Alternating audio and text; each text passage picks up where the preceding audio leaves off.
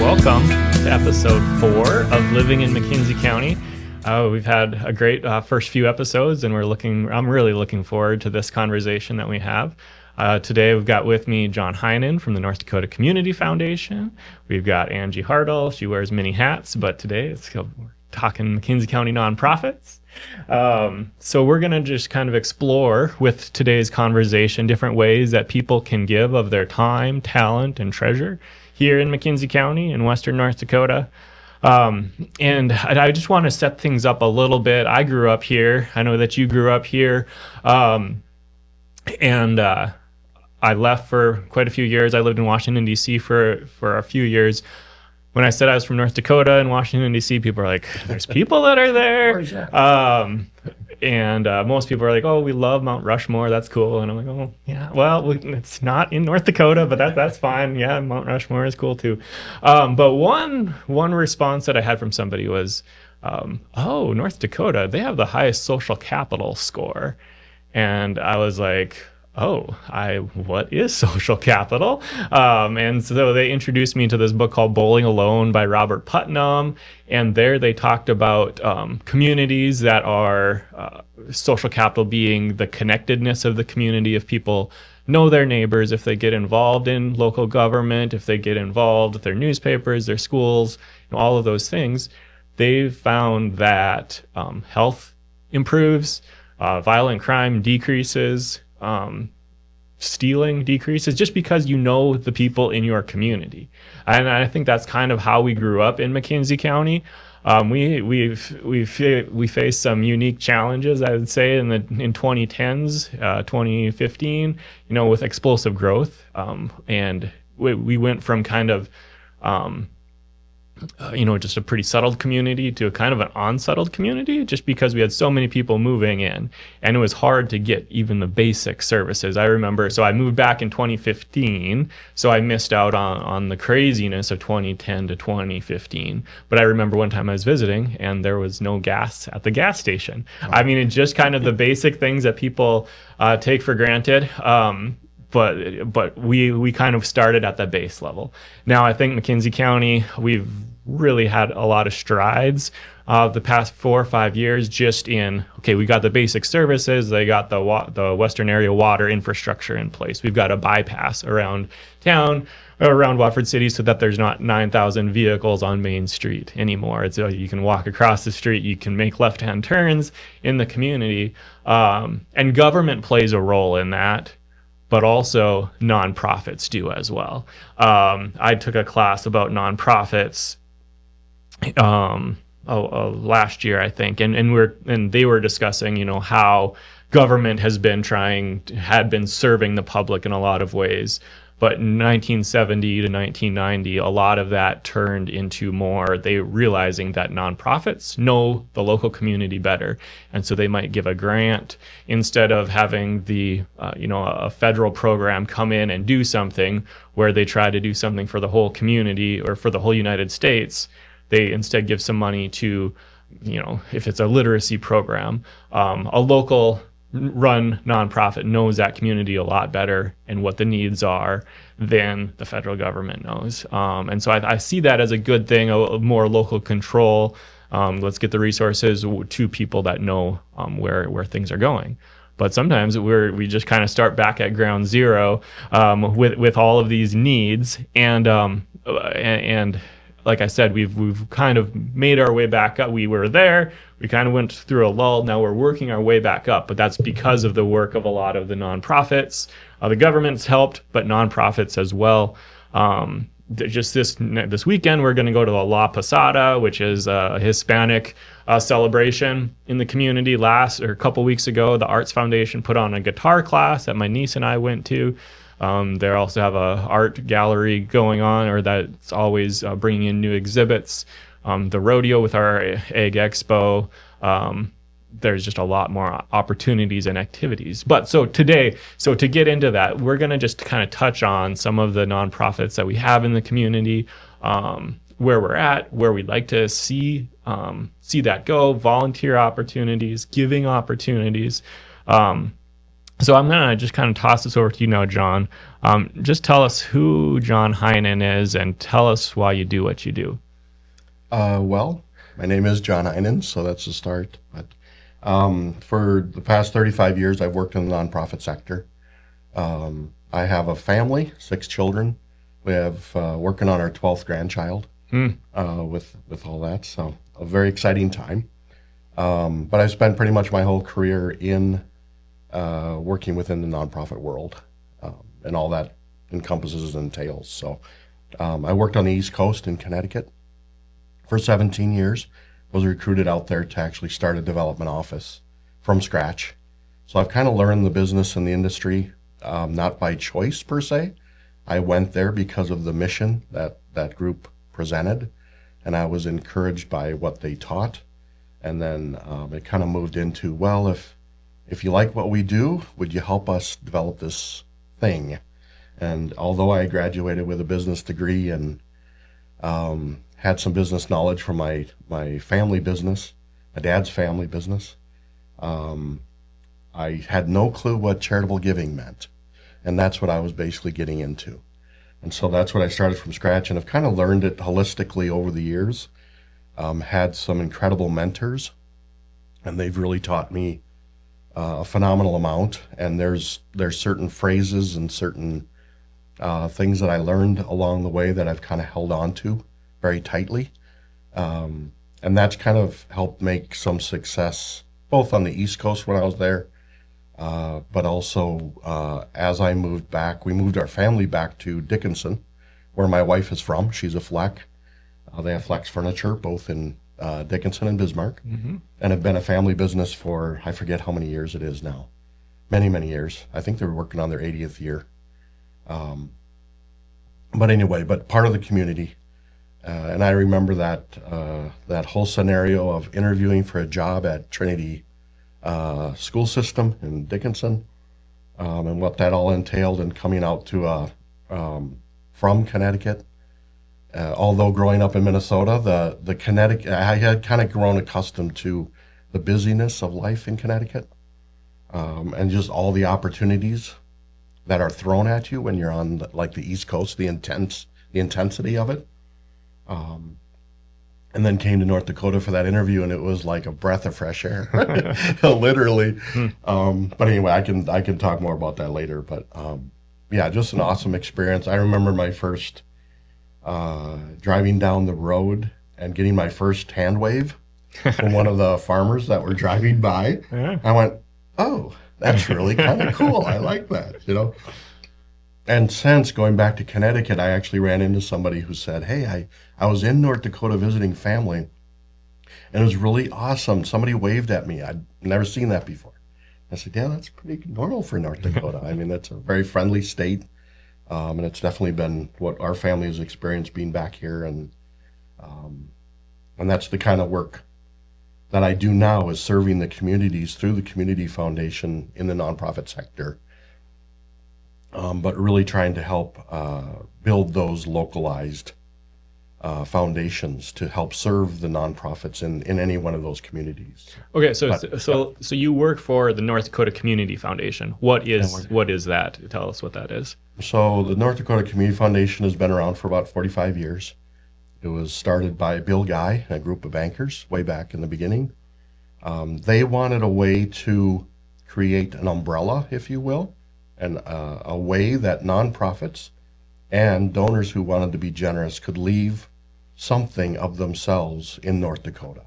What had happened before that, folks would move out of town, maybe to their family in Minnesota or Arizona or Florida or whatever, in their retirement years, or their kids moved out and they're following grandchildren. Well, they would take what they had with them, and then it was the nonprofits of that region that would excite them and get them focused and energized and involved, and that's where they started giving. Well, then that left a desert of giving in their hometowns.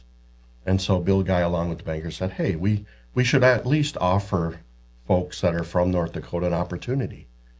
Keep North Dakota great, make it great. You made money here, maybe you didn't make a ton of money, but a little bit of money. Maybe you'd like to give something back, some way, shape, and form. And so that launched the North Dakota Community Foundation to provide the structures, the processes for nonprofit success, but also programs like the local-based community foundations, which we support 69 of them across the state, to be able to allow donors to give something in their area that's important to them. So Watford, here in McKenzie County, you have one, and then the region around. So we have 21 of them on the western side of the state that I support, from New Salem west, basically. But anyway, yeah, so they're here to serve the community at large, and they grant out money each year through a local committee. Your team, Daniel's the chair of the committee here at the moment. Marcia Hallensass was the one that launched the foundation here in town. Like back in 2012 or something, I think it was 2012, yeah. If I remember right. Yeah. But yeah, I just saw a need to say that, it'd be awesome if, we had an entity that could continually give back to the community, but allow donors to basically put money in, and then that money's invested, and then the returns go back out to the community. The committee's responsibility really is to make sure it goes out equitably, but also taking application, they also decide what the priority is for them for that year. So it can be very diverse, distributed around the community. Yeah, just today we took the picture for this year's grantees, because we grant out once a year, and we were, thanks to, so we usually just spend the earnings on the endowment, but ConocoPhillips gave us a very generous gift, so we were able to grant out $60,000+ this year to local, it has to be a community, McKenzie County community organization. So Alexander Public Schools, figure skating, ambulance crew, a lot of different folks became recipients of that this year. So we're super excited, both by the giving, by this opportunity for people to give towards McKenzie County local things, that this is an endowment, that this is going to last for forever because we're just spending down the interest, and then and then we can help impact the community in a positive way. Right. Okay, Angie, we haven't heard much from you yet. So, Angie, who are you? What do you do? Why do you do what you do? Okay, my name's Angie Hartel, and like you said earlier, I grew up here, and I love working with nonprofits because they usually have great missions, and everyone has a story, and the stories are even better in nonprofits, I find. And I had someone once tell me that they love seeing people shine in their gifts, and I feel like that's a lot of times when somebody's doing exactly what they're supposed to be doing, that is what you see. And I think that's just a great thing to be around. So tell me, this McKenzie County Nonprofit Network, what's the impetus for starting this? What have you done? What's your goals for the next few months? Okay. Well, pretty much most of my adult life I've been involved in nonprofits, and then in about the past decade or so, once all our kids were in school, I started doing bookkeeping for a lot of nonprofits. So I've been around it more and more and more. And I just felt like it was kind of unseen, and people don't really realize how much they do and like how much each organization does. And so it's kind of to give it some validity, some structure, even get the nonprofit leaders together. No matter what your passion project is, we all have the same thing. We all have the board governance, the fundraising, the volunteer management. There's so many things that they have in common. So it was just to kind of start letting people share best practices, get that organized. And we've met a couple of times so far, and we're working on other things.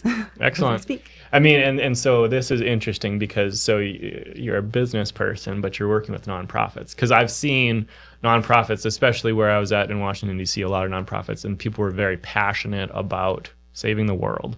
Food for people, those kind of things, but they didn't have necessarily the business background.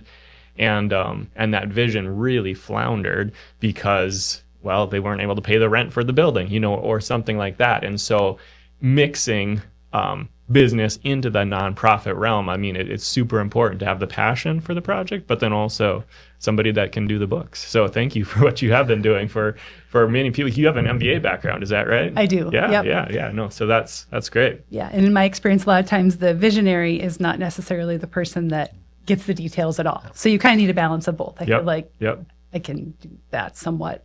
That's awesome. So what have you found so far with the nonprofits in the community? I mean, what are the biggest pinch points that people have running a nonprofit here? As I've met with several of the leaders, they keep bringing up, like grant writing and just some of the best things to do with that. And I think there's just so much good information out there, but sometimes we feel like we can't necessarily access it here, which really is not the case anymore. Like there's so many, even just sharing, who your go-to person is for leadership development. Just sharing that kind of simple thing can really make a lot of strides. And we are looking at hopefully bringing in like a course or two to provide some of those learning opportunities that people are looking for. And then just even the networking. I mean, last week we kind of joked we had a smaller meeting because it was right before Thanksgiving, and they joked it was their therapy session, which I thought that's great because we are all in the same boat. No matter even what your project is, you're all kind of having the same pain points. Volunteer management. Have you talked, can you tell me a little bit more what you're thinking there? That is one of our big emphases right now. We just got a grant from the McKenzie County Community Foundation for the volunteer management software. And right now we're kind of in the hurry up and wait phase. I've been waiting to run with it, but we're excited. As I've been meeting with some of these leaders, they are excited to see what this software can help us with and just kind of get some structure going on. Because in the past, it's been more like, okay, if you want to volunteer here, contact this person or contact that person. And if you're brand new to town, you might not have known where to start. So this will really kind of provide a centralized place that they can come and look at all these organizations. If you want to, volunteer every week, you can do that. If you want to just volunteer one day a month because you have a random day open, hopefully we'll have that on there too. And that's the next thing we'll be working on is getting organizations up and running with the software. And we should have our onboarding hopefully done by the end of the year, and then we can do a volunteer in the new year. Wonderful. Emphasis. Wonderful, yeah. So how would people stay in touch with that? Is there Facebook or anything for people? Yep, we have the Facebook page is McKenzie County Nonprofit Network. And then right on the Facebook page, there's also a link to sign up for the newsletter. And then they can get informed whenever things are happening. When our website is officially up and running, we're ready to get everybody signed up. And then also my email is info@mcnonprofits.org. Okay. So Facebook is McKenzie County Nonprofit Network. Yeah. Okay. We'll probably put that in the show notes too, in case people forget. But okay, that's great. Okay, back to John. Let's kind of we kind of dived back into McKenzie County, but let's go back. Why do people give money to charity? Well, I think for many reasons. Some give to just out of the goodness of their heart, right? They feel like they want to give back because they've been blessed so much in their own life. Usually people give because they recognize the importance of a mission, something that's important to them, feeding the hungry, providing food in a food pantry, providing a new piece of equipment at the hospital, things that touch their lives and either could make their lives better or could have made their lives better if they would have had it, like when their parent was sick or, things like that, like a new piece of equipment at the hospital. Maybe wasn't available, 10 years ago when their parent needed it, but now that people have donated to it and they've gotten this new piece of equipment, now they can do so many new services, right, for the good of the community. So being in touch with that. Generosity, I think also people have to be asked in some way, shape, or form. And I know that fundraising in many people's eyes is a dirty word because it gets abused oftentimes. And I can clarify that a little bit, but people want to know that when they give something, it's impactful. And when they give something that they're thanked. It doesn't have to be a huge thank you or lots of gifts, public recognition, or even anything like that, but just a simple thank you. It's kind of a failure of a lot of nonprofits who get caught up in get caught up in their mission, but they forget who actually got them to that point in their mission, and they don't necessarily take the time to go back and actually thank. And so people get. They want to give or they want to give more, but they'll stop giving because of it. So that's one thing we like to talk about, with nonprofits that, you always want to do your stewardship part. and do it well and do it consistently and do it over time, right? The other reasons people give, I think, well, I mentioned the ask part. I like to call it invitation. So you take the term out of the fundraising, because fundraising often is connotated with selling raffle tickets. Well, that's not really fundraising. That's a fundraiser. But true fundraising is really about accomplishing a mission together, where multiple people will give dollars, time, expertise, whatever, to make that mission work, right? Get it to the next level.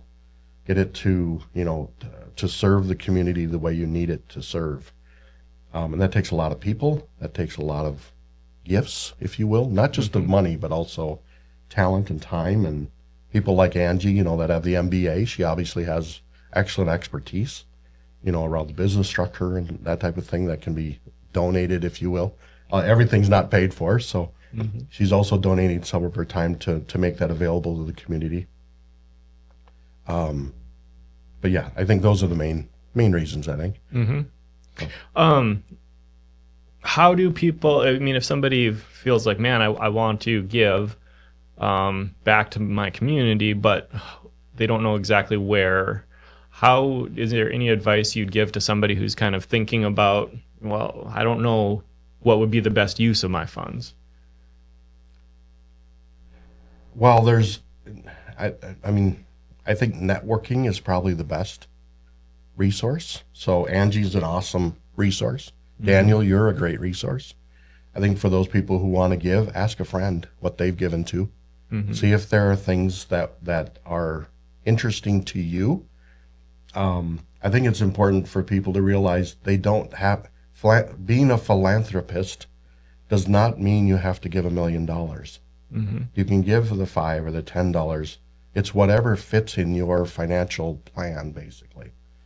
And so we talk a lot of, I do a lot of what's called gift planning with donors, and that's been primarily my work over the past 35 years.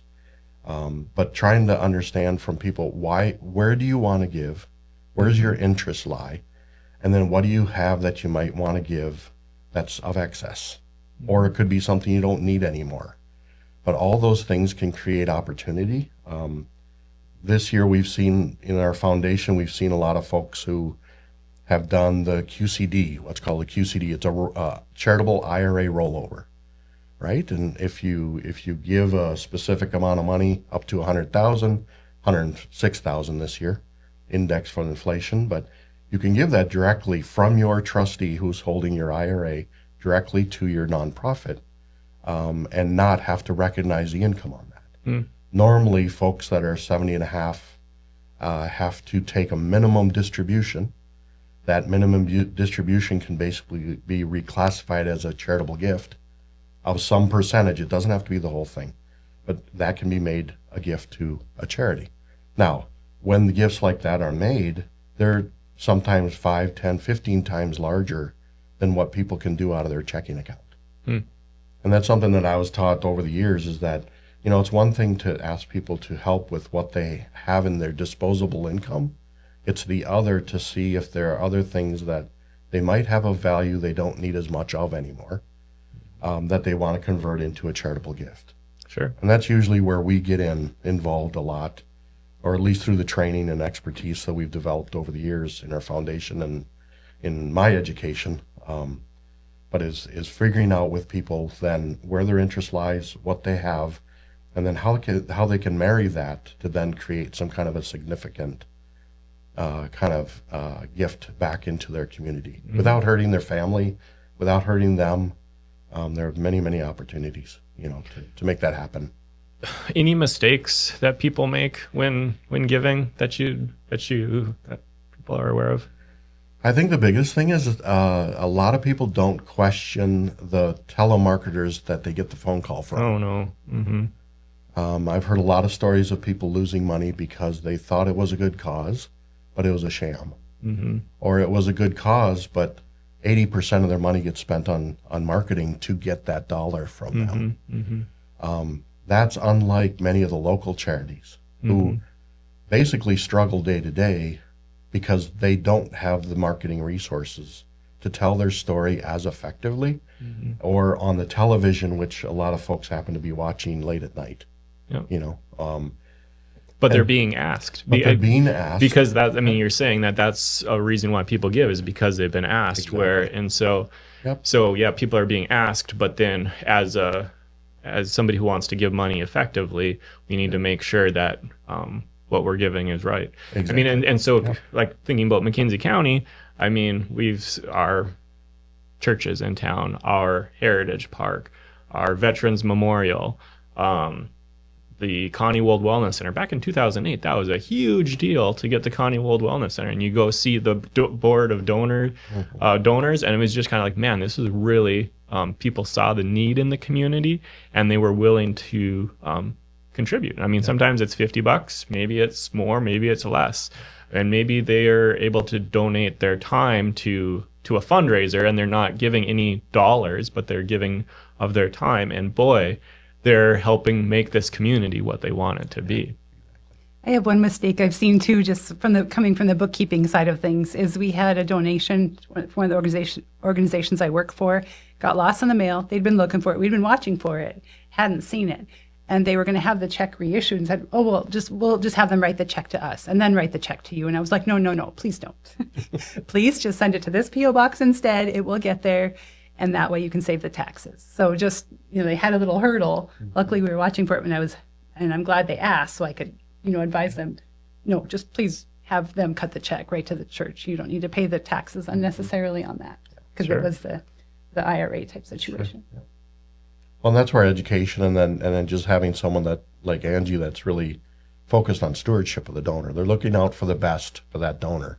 And I think that's what you get when you're giving to local nonprofits, because your family is not only being fed by the service, but those people that are trying to market the service are all part of your community. They're all trying to do the best for themselves, but also for you. And so it's really working together to make the community better.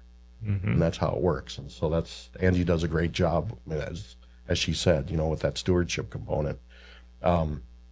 It's also something too, I mentioned the donors, because sometimes we get into long-term relationships with donors. And I have one out of Richardson. He likes to visit with me at my office about 3 times a week, actually. He's 86, but a lovely guy. But he comes in for help, right? Just to feel needed, wanted, and supported. And it's at the really weird times when he comes up and says, oh, I'm ready to make a gift now. Not necessarily being asked, but he knows the needs of the community. My job is basically to sit and listen, and then understand what he wants to do. A few times he said, well, what do you know is important in the community that I might not know about? That's an interesting question. And I'm able to share a buffet, and we have 109 I think it's 109 in Dickinson alone that serve Dickinson. Wow. 109 nonprofits, 109 you're saying? nonprofits. Okay. I've looked up the McKenzie County number, and I think we're in the 50s. Okay. We have gotten still a lot. Yeah. And some of them are registered with the IRS, some are not. Some are subdivisions of a church, maybe a food pantry or some mental health service, that might come out of a church. So sometimes they don't show up on the IRS search. So when donors are looking to give to them, they're not going to find them. Yeah. They need to really have a buffet or some kind of a list that will tell them these are nonprofits in good standing or subdivisions of another nonprofit. And that's another. So, when donors are trying to figure out where to give, it's one thing to figure out where. You can get a buffet like with Angie, Daniel, your committee at the foundation as well, or should be a good group of people that folks can talk to. Together, you can offer that buffet to, as a resource. And then when people have issues or questions about, well, what do I give or how do I give, you'll know that potentially, or they can talk directly to a nonprofit. And if it gets more complex than that, part of my job in the regional support function with you, Daniel, in the committee, and you, Angie, in the nonprofit sector, like with all the 21 other communities in our region, is to be that resource. So if someone says, I want to make a gift, I'm not sure how, that usually springs a telephone call to me, and just say, well, what would you do in this case, John? and I act as a resource. Either is this nonprofit really qualified or not? Is it in good standing? If it's not in good standing, potentially a question is, how do we get them there? Angie would be a great resource for that. What are the next steps to get them there? And then, okay, donor, you're ready to give to them. Okay, let's just wait a week. We'll get this paperwork settled, but then we can guarantee that if you make a gift, it's qualified and the whole 9 yards. But it can also be, well, if they want to make a gift, it might be something that it's locked up in land, or it might be locked up in minerals, or it might be locked up in something else. We have a whole tool belt of strategies and options to unlock value in assets and help make them a charitable gift and still benefit their family and support them in their health care, support them in their death, or beyond, for their family. So we get into a lot of that gift planning and talk of, how can I with folks, I want to make a gift, but I'm not sure how. Mm-hmm. I want to make a gift. I'm not sure to whom. Mm-hmm. And so I think it's a hard question sometimes because you don't necessarily want to open up to anybody about that. But if you can, have some resources on a website or something where, okay, I can kind of go look into what all these different options are, you can really maximize some of those giving opportunities if you can talk to that right person. Yeah. And part of our job too, and I was going to talk with you, Daniel, and Angie too, after the conference here, but also working with financial professionals to educate them to that resource. Okay. A lot of financial professionals are experts in what they do, and unfortunately, a lot of them have been extremely busy over the past years as things have changed regionally, right? Mm-hmm. For folks, either sales of businesses, it could be their farms that they're trying to liquidate or whatever. It's a whole plethora of things. But we're starting an initiative to spend a lot more time with planners who have natural conversations with folks about their wealth. Mm-hmm. It might be succession planning in a farm. It might be proper succession planning in a business. It might be just, how do we take care of our disabled child with our assets? All those conversations can be layered with, but yet I want to give. Mm-hmm. And so that's interwoven. And so by having these relationships with planners, like with Doug Rolson, from the committee, the McKenzie County Community Foundation committee, he's with Edward Jones, just mm-hmm. talking with him this morning. He has these kind of conversations with people a lot. Mm-hmm. What do you want to do and how do you want to do it? Let's figure out the best way for you to do that. And you mentioned one of the problems with charitable giving. Some folks give too much, which is an odd thing to say, but they give at the detriment of their health care down the road.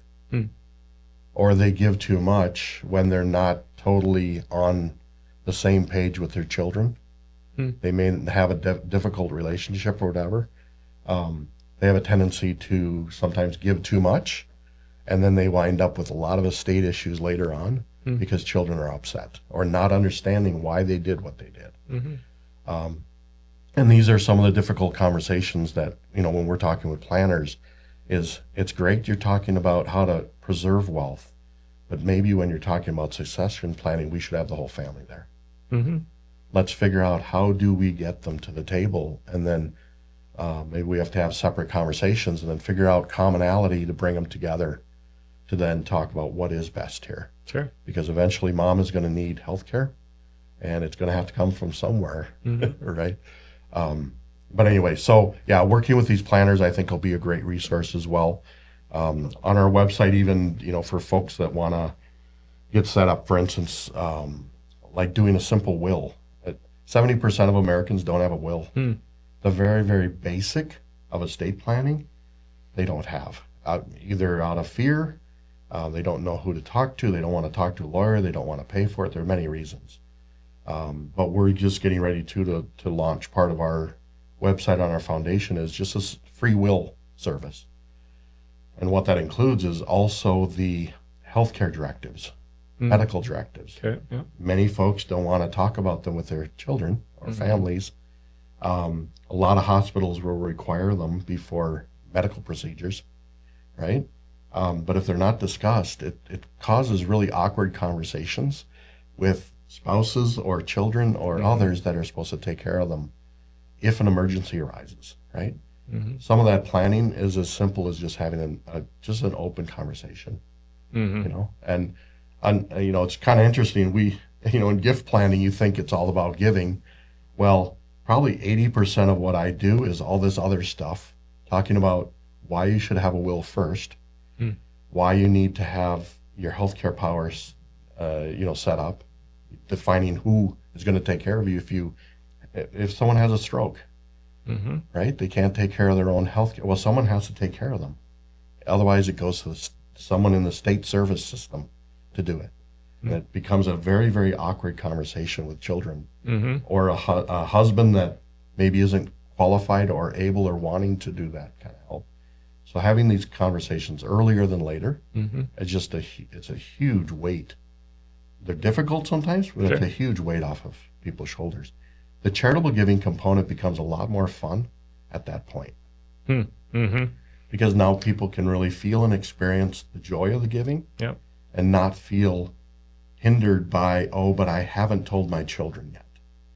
Super awkward conversation. And a lot of times I end up having those conversations privately with them, explaining to children why mom and dad wanted to make that gift, because now they're in a nursing home and they can't explain it. Okay.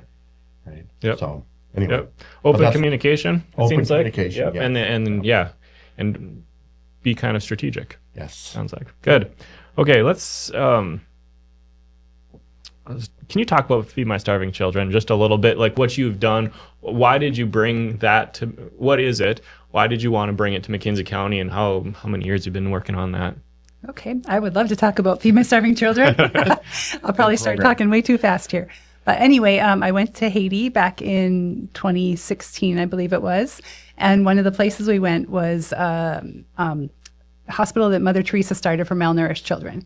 And it was basically kind of like two double wides pushed together, crib after crib after crib after crib. And these kids are all there for malnourishment. And I was just like, this should not happen anywhere in the world, let alone this close to the U.S. Like, breaks your heart. And you were holding those babies, feeding them. You know, I could have stayed there for days. I could have went back there every day. And then you come back home. It's like, I can't forget that. I can't just leave it there and pretend like that experience didn't happen. So I kept feeling like I was supposed to do, well, even before I went to Haiti, I had been feeling like I was supposed to do something with Feed My Starving Children, but I was scared of trying to raise $20,000. This year, or the last couple of years, we've been trying to raise 50 or 60,000. So we're over that now, but that was my hindrance at first. And then literally on that Haiti trip, this happened right before we were at a boutique, and then we went right to the hospital. We were literally at this boutique in their shipping room, and it says FMSC. Huge words on their whiteboard. And I was like, okay, I don't think I can ignore this prompting anymore. It's kind of getting more and more obvious. And then we went right to that children's hospital.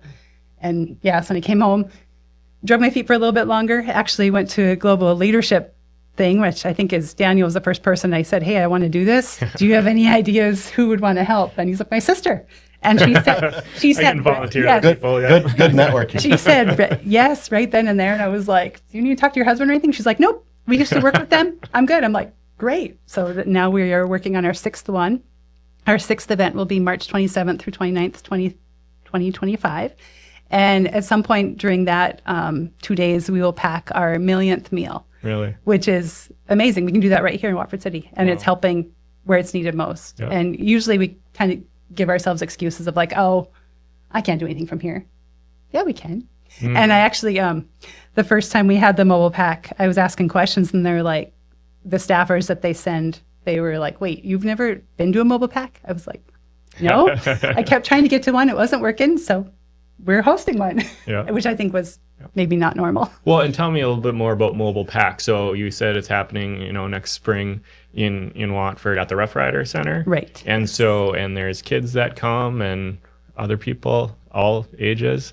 Yep. And what do they do? All ages. They pack meals in 2-hour shifts. So we set up Thursday and then all day Friday and all day Saturday. We do random meal packing shifts throughout those 2 days, and anybody age 5 to 105 is what they say. And we can do all levels. There's, if you need to sit down, you can do stickers. I had a girl one time with a broken leg that was like, I want to help. And I was like, well, we can have you do stickers. She's like, I don't want to do stickers. So we put her in the corner where she could man one of the machines, kind of do an assembly line for the meals. And you're literally packing. I think we're on board to pack maybe 170,000 in March. So we'll do that in 2 days. Wow. And a lot of times we have the high school come over, and they knock out thousands of meals in their little shift. And it's so fun. So I was able to participate a couple of years ago, I think. And I mean, there was like, you could probably have machines do some of this. But then once we were doing it, and just kind of the conversations that were spurred during those 2 hours with the people, because it was rice and some other things that they put into a pack that food's going to last for a long time because it's pretty shelf stable.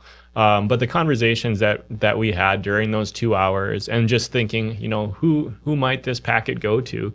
Is it going to be overseas or different things like that? It does affect the person that's giving of their time. This is no money. I mean, you can give money to help for the food, but you can also come give of your time. Both are needed. But yeah, no, I think it just that act of volunteering, giving of your time, can really be valuable as well. Well, and some of it with hosting this is we are in such a blessed region that some kids have no idea that this is even a thing, that they're starving kids, like it's not even on their radar at all. So some of that, bringing it here, is to kind of shock people out of their apathy a little bit too, especially if they really get it. And then actually one of the taglines for Feed My Starving Children is turn hunger into hope with your own 2 hands. They had to revamp that a little bit. Okay, can you say that again? That you can turn hunger into hope with your own 2 hands. Okay. Yeah. During COVID, they had to change that up a little bit because you couldn't get all the people together, but they tried to avoid mechanizing that process as much as they can. Okay, for either of you, what challenges do you guys face that you see in the nonprofit world? Okay. Sometimes it's just wondering, why don't they care? What's going to get them to wake up or realize and just kind of get out of your own little bubble? And that's more on the negative side, but that's not always the case, obviously. And then just on the... and I think it might be because you've experienced the joy of giving, and maybe somebody just has not felt that they've had the opportunity, they haven't been asked to do something. I mean, sometimes you can put up a poster saying help needed, and some people might respond to it, but other people, they need that personal ask. Is like, oh, you actually do need help? Okay, I guess I will, something like that. And so is that right or not? Yeah, I think that definitely happens too. And just got to make it real for people too sometimes. Again, going back to shocking people maybe out of their apathy when you're doing that, and really, if you're really listening to what the staffers are saying and listening to the stories, this is real. Like we have no idea. Like this is going on, and how many kids every day die of, preventable reasons. It's very sad. Well, I think too, in Dickinson, I've seen that in the Rotary. We have a very active Rotary club. Do a lot of different programs for the community, but it's always hard to get people involved. Whether it be the dictionaries, delivering dictionaries to the local kids for literacy, whether it be the pancake breakfast, to help raise money for Polio Plus, to eradicate polio, these kind of things. And what I've noticed, not just with like the Dickinson Rotary, but other nonprofits sometimes, is that, and you had mentioned it, Daniel, a couple times, emphasizing it, is a lack of personal invitation. And oftentimes we think that we can send an email, because we're in such a media-focused society that, boy, everyone should just jump to it when they see the photo, or they should jump to it when they get my email, or they should jump to it. The problem is that for a lot of us, our donating happens because of a friend that invited us, whether it be time. And I've when Rotary went through a tough time in Dickinson, and one of the transitions that they did, they stopped sending emails, and they actually went to the person's business and said, hey, George, do you have 10 minutes? I just need you for this one project. Mm. It's at this time, it's at this place. It'll only be for that. Mm-hmm. I think one of the things nonprofits have potentially also kind of tainted the waters around, and this is one of the negatives maybe. They'll oftentimes invite people into board meetings, but the board meetings are unorganized or run poorly, and they last for 4 or 5 hours, and they don't accomplish what they need to. And this is kind of where, Daniel, you had mentioned before, and Angie, I know you know this from your MBA, but if you run an efficient meeting, you run it on task with a solid, focused agenda, business people who make money every day with their time will volunteer. If they go to a meeting that's loosely run, poorly run, they suddenly would probably volunteer, but they're not going to because they got to go build their business, right? And so sometimes nonprofits shoot themselves in their foot, only one, by not being well organized sometimes and giving a scattered giving a scattered view of who they are, right? And so sometimes that's a little trick that if they figure that out, people want to get involved. I don't know many people that I've asked or talked to that I've said, do you have an hour? Come share that with me on the board. Share your expertise as, a finance manager at your business. We need someone reviewing the books to help us in this nonprofit. Can you do that? Give me 6 months. Take a look at it. If you don't like it, leave. If you do like it, get on board and give us, help us get to the next level. So you're kind of saying discrete opportunities so that it's, because some people are like, well, why don't you come? We need a lot of volunteers. Yep. And then you show up and sometimes there's 100 other people that have showed up for probably a 10-person job. And then I'm kind of twiddling my thumbs and it's like, okay, well, why did I do that? Exactly. But you, at the same time, from a nonprofit standpoint, you can't just say, well, we're only going to get 10 people. We only need 10 people because not everybody shows up. So we have to have it's kind of a two-edged sword. You have to have discrete opportunities so that people know, okay, you're volunteering from 1 to 3. You're not volunteering for the rest of the day. But then also we really need you to show up at 1. So kind of that open communication between both the organization and the person. Yeah. And going back to the organization side, do you think sometimes that's because like the meetings being long or whatever, because they've had to just make it up as they go along? Do you think that's why? Or because I'd say from my experience, I've kind of seen that. And then you get better every year at what you do. But yeah, you are sometimes just making up as you go along because you don't know. Well, I think it's varied. I was with an organization a couple of years ago. They broke every business principle in the book when they went to their board meetings, including not taking minutes, and then tried to figure out why they couldn't remember who was doing what a month later. They're simple things and good people wanting to do good things, but I'm by nature a structural person, so I believe wholeheartedly that if you develop a core team with good talent and a good structure, you can add to that and multiply your impact, right? Take away the structure and you wind up with chaos. And it'll work for a while and it might be awesome for even 10 years, 20 years. But you get to the point where a nonprofit, we call it a life cycle of a nonprofit, you go from starting out to really wanting to grow or make major impact in the community.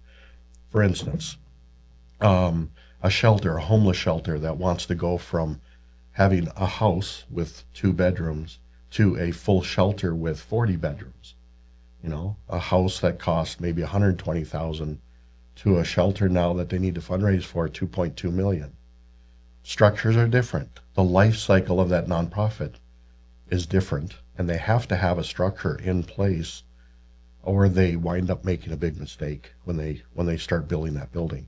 There's a story out of Bismarck, and maybe I shouldn't give the city, but it was an excellent nonprofit, ran for many, many years. Well, they were given a gift, very generous person, gave them $1 million, right? Well, their board took the $1 million and built a building. But what they forgot about was they needed a budget to actually operate the building. Mm-hmm. And 3 years later, the building went back and was sold, and they lost all the service, and they actually went broke. Because they didn't use basic business principles, but also because the structure wasn't there to allow them to grow beyond. Mm-hmm. They probably had invited in the right, business leaders to give them that direction and insight on their financials, to look at things not only from the vision, the mission, the excitement side of, if we had a building, we could do so much, to, we really got to study these financials to make sure we're cash flowing this. Mm-hmm. Well, that takes a lot of brain power and not so much fun, on a Saturday night, but it has to be done, right? So I'm a big structural guy, and I like to layer the structure as nonprofits start up and launch, and then add layers of structure and expertise as they grow into their new life cycle. And by doing that, you kind of coach people into hey, we can be successful, and we have good people to do it. And you always have people to count on every single year. And because you'll know how to recruit, and you know what kind of talent to recruit for, and you know that people, I like to use the phrase, well, don't join our board, come as a shadow. Just come experience what we do and what we're, do you think that your expertise is something that could be offered here? If so, work alongside this person who's doing it now. I'd like to ask that in 6 months, you take over that position, but I'm not saying that right now. See what you think. Mm-hmm. And then that way they can get comfortable. Because sometimes in nonprofits as well, you'll see nonprofits that run up, they get so big with very, very few people in their structural, their business side, that nobody wants to get involved because it's so big, you can't possibly ask someone to volunteer to take it over. Mm-hmm. So you ask a vice president, will you run our board now? Yeah, but you're doing $3 million a year in revenue. No, I have a business of my own to run, because some of the other layers maybe weren't added early enough, So those are, I'm sure, Angie, you're seeing that as well. Yeah, those are great tips you're giving for succession planning. I know that's coming up on a lot of boards as well. And that's the shadowing thing. I love. That's a great idea. Well, it's just a trick term. It's kind of like fundraising, where you're inviting versus doing fundraising. It's the same principle, right? But it does carry a different connotation. No, I think some people think I'm not going to serve on that board because I will never not be able to serve on that board. I need to, if I do it, I'm going to be asked to do it for the next 20 years or be guilted into keeping on. And no, I mean, I think a healthy board has a lot of turnover. Hopefully that mission stays the same. It can evolve if necessary. But you find all of these people that, yes, I agree with that mission. I want to serve. I'm not going to serve for the rest of my life, but I can commit to X number of years or months, or just giving it a try before I buy into it, something like that. And all of us need that. Mm-hmm. I mean, Angie presented a great case. The biggest reason people get involved is because they believe in the mission. Well, you have to entice them with the mission first. So if it's feed the children, it's let them see it, let them experience it. When you go to Haiti, yes, it's transformational. And that's why a lot of, church groups, a lot of schools and whatnot, are talking about taking mission trips. Because even for us adults, when we go to, I remember when I studied in Spain, the sharp contrast between how Europeans think compared to what we experience in the United States is night and day. Like in Spain. Can you give an example? Well, like in Spain, when I studied in Madrid. When I would go down to the grocery store, it was a second floor underneath another building. That's it. When I came back and I walked into a Walmart for the first time, I was just absolutely blown away. And it was like, holy back, we have so many options here. Mm-hmm. There they would have 1 or 2 options for a meat product. Here we have 10.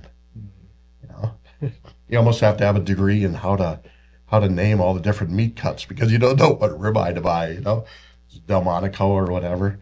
But it was those kind of things. But also just the simplicity in which a lot of Europeans, or if you go to a third world country like Haiti, the simplicity that people will live in, yet they have smiles on their faces. And I think we all have to kind of ponder why. Right? And so some of us get the opportunity because not all of us come from wealth. So some start with basically nothing and grow it over time. Some start with a ton of wealth, but then have to realize, well, but what am I really about? Where's my heart? Where's my center?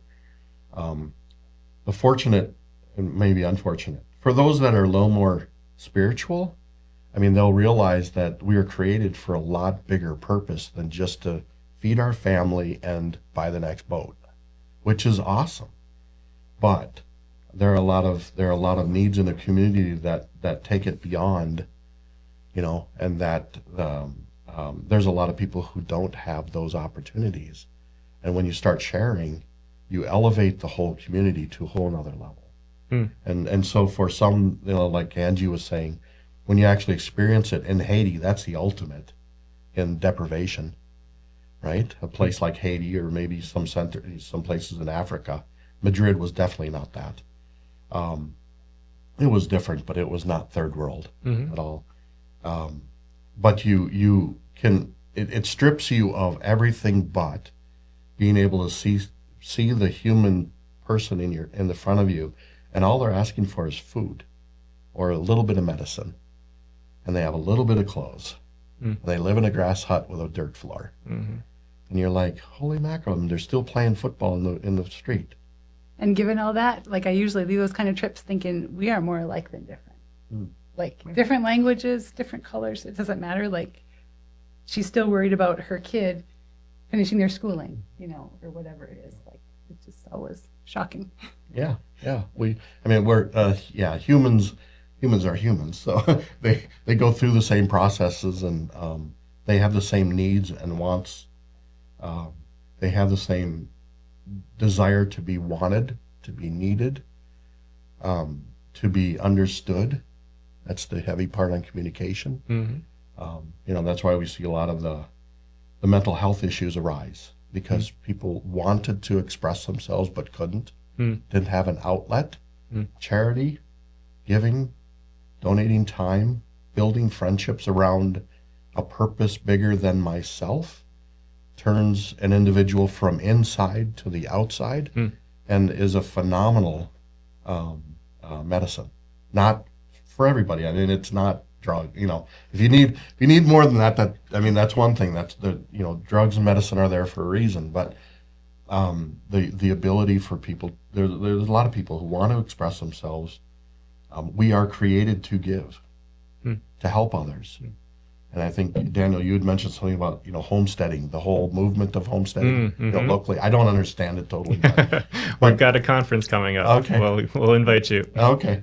But reading some of the stories about, folks that would come from like the East Coast into Ohio, and they would homestead the Ohio Valley, or they came from, the East Coast and homesteaded here. And listening to some of those donors who are then telling their story of how they acquired this land and what it took to get there, but how they were supported by family, friends, community, all those things. Developing these different charitable works is almost like homesteading charity, in a way, reestablishing the community at the very core. Because for most of us, we did not experience homesteading. No. Right? No, I mean, the people, very limited resources, but they had a very strong community. I mean, and sometimes you can be community rich and money poor, and I'd probably much rather be in a community rich life, even if I didn't have a lot of money, than have a lot of money but not have the life. Yeah. So we're kind of closing in on our time, but I want you guys to both have opportunities. Any closing thoughts, anything else that we haven't talked about that feels important? I just had a quote here as you were talking, because it was like, this is that quote. I printed this out, and every time I see this, it's totally like why I do feed my starving children, or for anybody else, why they do their thing. It's by Frederick Buechner, and it's, "The place God calls you to is where your deep gladness and the world's deep hunger meet." Every time we do a mobile pack, I can do that all day, every day. Okay, can you say that one more time? "The place God calls you to is where your deep gladness and the world's deep hunger meet." Interesting. Okay. It doesn't feel like work when you're like doing that thing you love. And that can be so different for some people. I mean, some people that is CPA, accounting type work, and other people they want to be directly serving the people, be handing out things, or they want to be, but it can be a lot of different things to a lot of different people, and that's what we need find their thing in order to make the world go around. Exactly. Cool. John, anything from you? I don't know. I think what you're doing here, Daniel and Angie, I think is exciting here in Watford. Like I said, I travel to 21 different communities just on the western side, but obviously throughout the state oftentimes. It's noticeable which communities are actually more generous than others. How do you say that, or what would you see? Well, I don't want to get too philosophical about this, but I like philosophy. Oh, yeah, but I'm not that smart. So. There's, how do I express it? In communities that I see that are rich in helping others, developing programs that serve others, improving the quality of life for others, there's a natural tendency to want to give of themselves. And that can be from the county commissioners, who do not get paid anywhere close to the time they spend. Or like Dr. Holland. Yeah. I can't, if you were to add up how many hours oh boy, to build the buildings that he has to provide the educational opportunities, I nowhere close to what he gets paid, right? So he's not a business person, so he's not getting kickbacks or stock options, on the things he's building. He's doing it all for the good of the people. In those communities where you see more of that and people are working together to improve their community, they thrive. And they figure out solutions to the problems they have. And every community is different. So it might be, we haven't updated our streets forever. Let's figure that out. How do we get the funding? How do we get the people? We need to build X number of houses. Well, we don't have the contractors. Okay, let's define it as a problem. We're going to find a solution. We're going to figure this out for the good of our people, both for economy, but also for just standard of living, right, in a community. For those communities who can figure out how to work together, it works. The communities I see that don't become very inwardly focused on their own objectives and goals, and not necessarily just their own business, but just themselves. And it draws them inside, and they stop working with others, and they become very nitpicky. Or they just, a common attitude would be, well, we tried that 10 years ago. That's not going to work. Well, somebody who's 30 years younger than you may have some great ideas and do it a different way, or use a different piece of media to make it work. Let's offer them the opportunity. Nah, never work. Well, okay. and so that's what I see in those communities. So the ones that, our most successful community foundations are wrapped in and around communities that really want to make life better for the community. Those are the ones that are drawing the donors to want to give at a higher level so that they can do more social good in their community and provide the mental health services, provide for the ambulances, provide for the EMS.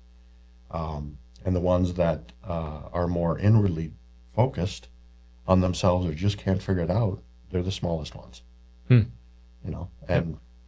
that's kind of the reason. So I congratulate you guys this is an awesome thing you're doing here with the podcast, but also just in general, Angie, the work that you're going to be doing here is horribly needed. It's probably a bad word to use, but Fargo, when I worked in Connecticut, charitable giving was talked about at probably every table because Harvard and Yale always talked about it. Well, Harvard has now, I don't even know what it is. Back then it was $4.6 billion in endowment. What's our typical endowment in North Dakota for any nonprofit? Well, NDSU or maybe UND would be a little bit closer, but there may be a couple $100 million. It's not even close. Right. So a lot of opportunity. There's a lot of need to be talking about nonprofit, helping nonprofits launch, helping them support them, and helping invite, donors who can make an example of or give back in the way that maybe a Dale Carnegie, did back in the day, or someone like that on the East Coast. But be able to give back in those ways to improve our communities. So thank you. I'm excited. Hopefully this project flies. Oh, it'll work. With your energy and your knowledge, it will definitely have. That's a good push. Yeah. Thank you. Okay, well, we're going to wrap this up. But yeah, I mean, just in the season of giving, there's a lot of local options. I mean, people talk about like shopping locally. Well, let's also think about giving locally. There's obviously worldwide need, and that can be, I think it's interesting because some people might want to give towards if maybe they had a kid that needed the St. Jude Hospital, and they were served well by that. Give what makes you feel most alive. But that can be time, that can be treasure, can be talent. Seek out. It takes some work to give effectively of our time, because we don't want to waste our time. We don't want to be helping something that doesn't align with our values. But I think that there's, just a lot of opportunities. It takes some work, but hopefully we can provide some resources. We'll have in the show notes a list of organizations in McKenzie County, a link to North Dakota Community Foundation, and then specifically what we're doing with the McKenzie County Community Foundation and how endowments work, things like that. There's immediate ways to help, and then there's longer term ways to help. Thank you guys. It's more blessed to give than to receive. But sometimes we need to be on the receiving end. But then if we are on the receiving end of some things, can we turn that back around in 5 years or 10 years or 50 years down the road? Thank you guys. Keep up the good work. Thank you for having us. Yeah, thank you.